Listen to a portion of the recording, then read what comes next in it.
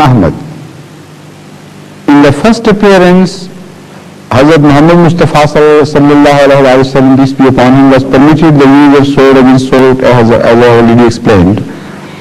In the second, he was not to be permitted like that. So the name Ahmed was most appropriate to be given to the second expression of his religion.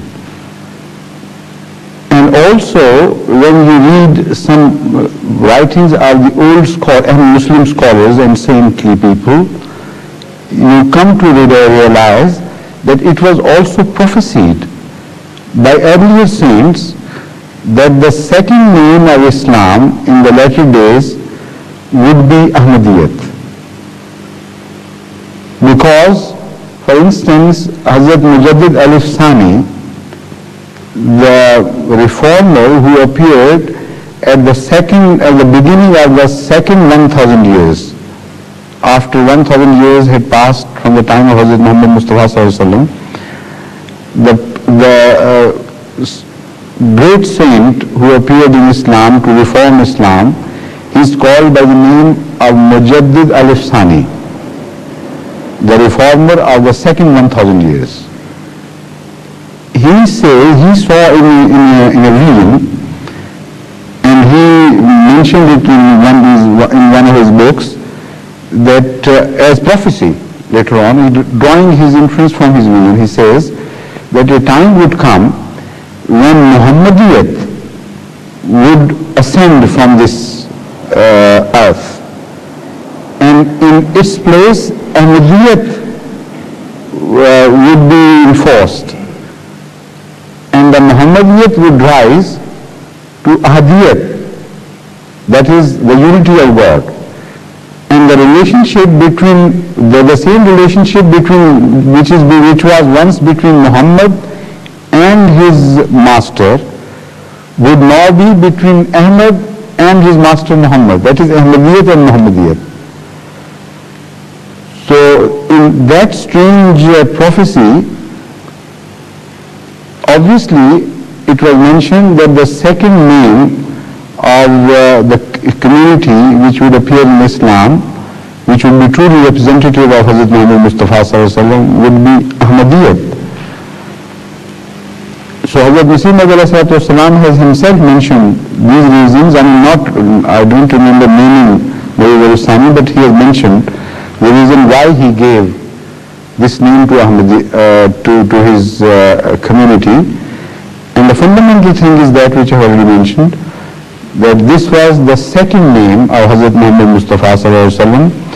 This community was not named after the founder of the community, Mirza Ghulam Ahmad, because his name indicates, means he is slave of Ahmad. He is not Ahmad himself. So the Ahmad name belongs originally to Hazrat Muhammad Mustafa, peace be upon him, and it is he who has been referred to in naming the Ahmadiyyat. You follow this? Yes, please. In a conversation with an Indian, the question came up whether Islam in fact is tolerant to other religions. Was not the Prophet of Islam instructed to purify the house of Allah, and he threw all the 365 gods out of the Kaaba? Then Hadhrat Ibrahim also broke the gods into pieces. Was that religious tolerance? Yes. He wants to explain that. Now, as far as the general teaching of Islam and the Holy Quran is concerned, it's very clear and specific on this subject that you should respect even the false gods of others. Don't call them names either. And not to violate the sanctity of the places of worship of other religions. In Surah Jummah, for instance, where jihad is first permitted, the reason given is exactly the same, that the sanctity of the synagogues and the churches and the places of hermits and the mosques all are to be protected. So as far as the teaching is concerned, it is obviously a universal teaching which finds no exception. Two incidents, as you have already quoted, are exceptional, appear to be exceptional as compared to this teaching. As far as the act of Hadhrat Muhammad Mustafa sallallahu alaihi wasallam in throwing out the so-called gods from Kaaba is concerned, the answer lies in the history of Khana Kaaba, which is of a very, very long duration. So much so that the other end of this history is almost invisible. But the Holy Quran keeps the record and repeats that history. And the Arabs of the time of Hadhrat Muhammad Mustafa sallallahu alaihi wasallam also did not deny that history. This was the fact which was commonly acceptable among the Arabs, that this was the place and the reason for its construction was this. Now I am mentioning the fact which has been related in the Holy Quran, that inna awwala baytin wudi'a lin-nasi lalladhi bi Bakkata. This verse indicates that the first house for the glory of God, for the sake of the people or mankind as such, which was ever erected on earth, was this house at Mecca, Hudal lin-nasi, to give guidance to the whole mankind. And secondly, Hazrat Ibrahim himself raised it once again from the ruins. According to the Holy Quran, for the worship of one and the only God. So if these two facts are true, then this house belonged to the unity of God, and it was never built for the worship of idols. They had no right to be there in the first instance. So if you repatriate something to its rightful owner, you cannot call it subversion, coercion, or misappropriation, because these terms do not apply here in these situations.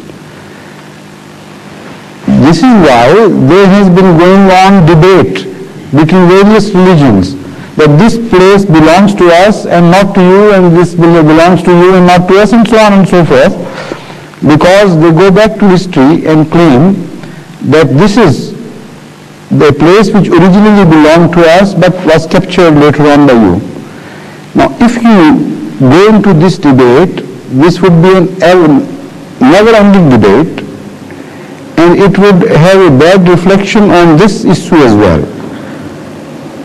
So, I am going to explain this, the difference between this ordinary debate about the possession of a place by people and between this incident. The fact is that Islam does not give physical possession of Khana Kaaba to any particular people there in that case. It rehabilitates the position of its objective, and that is all. Or artificial, imaginary gods had nothing to do. It's not a case of possession of the Arabs against non-Arabs, or one people against another. It is simply a matter of principle that if a building is built for a particular purpose and objective, and some people have changed those purposes and objectives, should that building be rehabilitated to its original purpose or not? The answer of Islam is, by this demonstration, that yes, it should be rehabilitated. So the present day debate which is going on between various people is not a debate of this issue. It is a completely different debate. A physical possession is sought by some nations as against others, and that cannot be accepted as a principle. Otherwise, the whole geography of the entire world would go to pieces, and it would become such a jigsaw